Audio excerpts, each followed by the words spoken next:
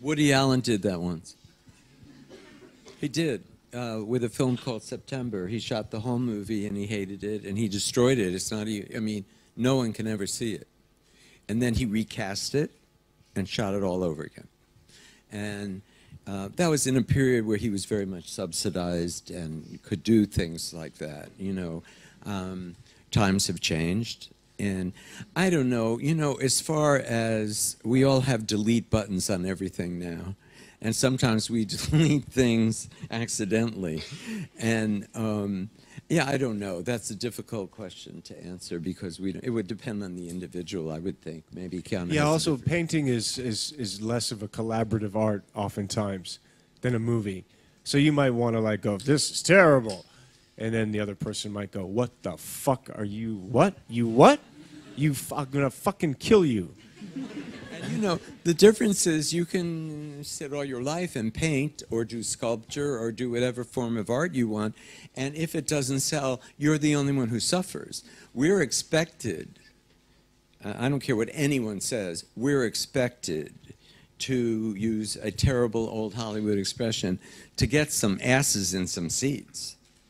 I mean, that's kind of our job. And now with pay-per-view and certain other things, there are many other ways to make money with a movie, but it is show business. I mean, they're not there to subsidize our art. We like to think they are, but they don't think that way. Excuse me, we have 2 more questions, okay? You guys are the first one, so.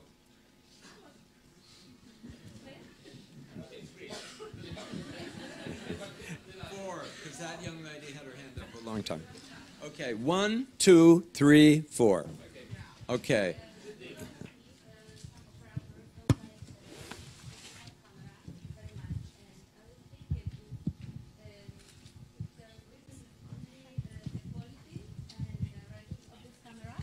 Or maybe there are other factors why operators don't like digital camera, like losing money for a movie or something like this.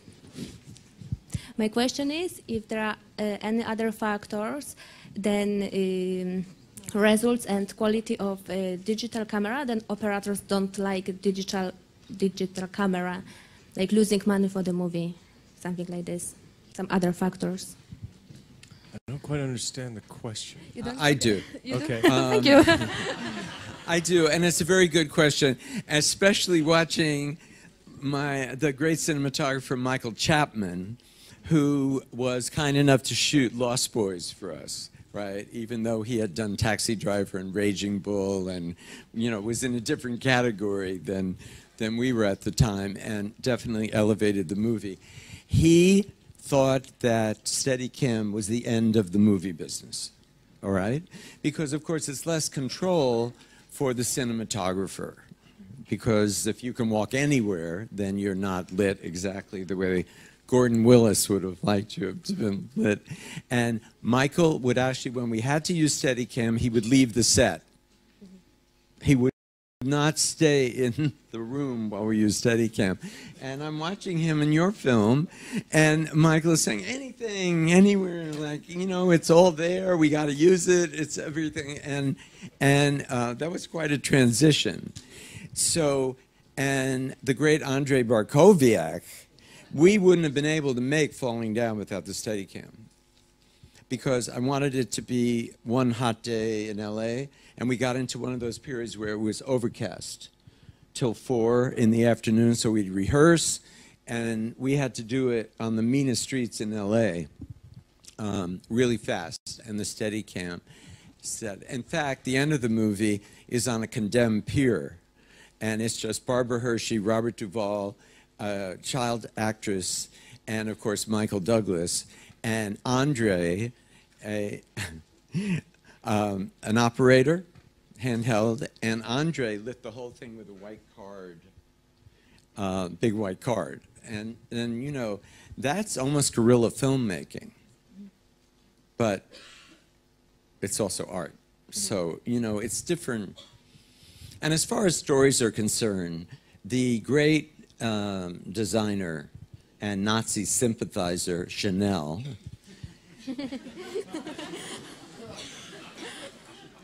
true, said it doesn't matter who does it first, it matters who does it best. Always true. Okay. Thank you. The young lady with the long hair, right there. Oh, she changed her mind. Okay.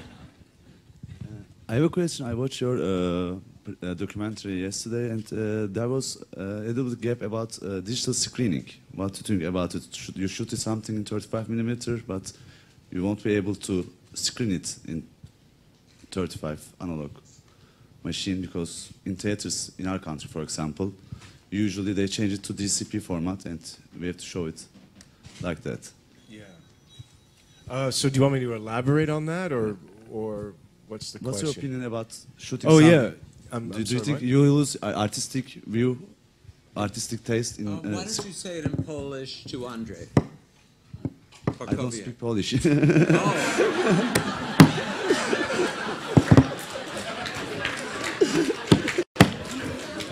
What language is your first language? Turkish, actually. Do we have a Turkish interpreter in the house?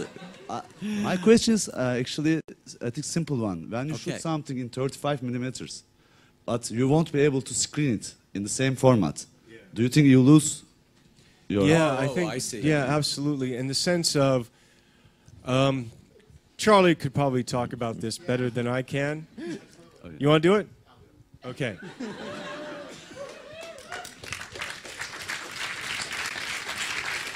I'll stand over here like this. Charlie, come up here. We love Charlie.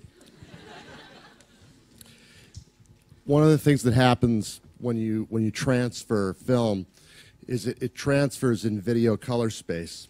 And one of the big issues in looking at film is you don't look at it in the same color space that film is projected as film, or that film is shown when it's shown digitally, emulating film. So one of the big problems that we're having right now in the age that we're in with digital cinema, including in the production process itself, is what are we going to emulate when we look at what we shoot on film? Because, like you're saying, what do you lose? What you're losing is the color values that you look at in HD color space are not the same as what you see when you look at film. So you're not looking at the same product when you're evaluating it in production. We do have the ability to apply film emulation when we're transferring to get close, to improve that process. But the big question is, to shoot forward, is the gold standard, and part of what Keanu's film Side by Side was about, when you think about it, is we have set the industry standard for exhibition as film, projected. We're following film. When film goes away, what do we follow? When was the moment that... Do you mind if I ask Charlie a question? Oh. Can I ask a selfish question then? We have a screening here, and it's an HD cam, but we shoot it in 35mm without a lot of sacrifice, and it's a 4-minute movie. So can you have an influence that we can be able to show it in 35mm in this festival? Oh, in the Festival. Yeah, we have a screening here, yeah. And we shot it in 35mm, but they don't allow us to show it in 35. And He would have to have it transferred to 35 millimeter. we brought it with us. So if you can have an influence on the community to... I'm lost. Next question. Please. Okay, that's a sidebar. He wants to show his movie in 35. Oh, Correct, you want to yeah. show your movie Yeah. in 35? Yeah. Oh. Okay, It's so a screening, Oh, that's not up to us. but I think you have some influence. Screening. It's in 30th. In the Okay. It's in the 13th and of how are they going Friday. to show it? Not 30. HD cam. They made us to transfer the whole thing to Oh, HD I'm so cam. sorry. I didn't know it was your film. So we brought What's our it called? 35mm. It's Road to London. It's a Route 1? Road to London. Road to London. Yes, correct. You got to see Road to London. We, Okay, I'm gonna do a couple of things. Okay, so I'll get back to that. Let's see if we can get a film projector, see if they can do their thing. Yeah. Is that the only thing that he would lose in terms of, like, other than following a color space? When you're going, and I'm talking about in the best case scenario, Charlie, how much of my image am I losing when I'm going through a 2K projector? Once I've scanned my print and I've got a 2K projector that's going to go into, right now, a traditional DCP. Well, I think the idea is that you're. I mean, the idea is that you know, everyone gets obsessed with resolution. So let's just throw that out the window right now, because that's ridiculous. I mean, resolution is going to keep going up as being able to manage that becomes more capable. When you look at the image and you see something that follows a film standard, so if you were looking at the same film projected on film and then the same film projected digitally, you could say that DCP follows film color space. The Academy right now is working on a new standard called ACES. One of the reasons why the Academy is working on ACES is because film is going away. So who do we tip our hat to, right? In other words, what are we going to follow? Are we going to follow some type of variable color space, or are we going to set an industry standard for looking at things theatrically that we have to reach when film goes away? What are we going to emulate? So I mean, resolution apart, technology apart, which is only going to grow. The bigger deal is that we do have the technology to be faithful to film color space with digital cinema, which is great. What we don't have is, as film goes away, what is the new standard going to do to tip its hat to the aesthetic of film that we remembered and loved? That is the question. So I have one question. Okay. Better be good. Okay. So you made side by side. Don't you wanna make more films? For example, video clips like David Lynch. Did you think about it? Question is, does he want to make video clips also besides doing his, well, he did his first feature and the documentary. He was a little occupied. You know, who knows what will happen. I think I was really fortunate, and you know, you need to have a story to tell. And so I was really lucky to have been able to have this question of where are we today, where are we going, in terms of this relationship between the gold standard of film and digital and the audience and filmmaking. And I'm very fortunate and happy that I was able to have the experience of making that film and to show it here and to help make it here. So thank you for that. So all is possible. And all is possible. And I don't know if I'll be doing video clips, but you never know.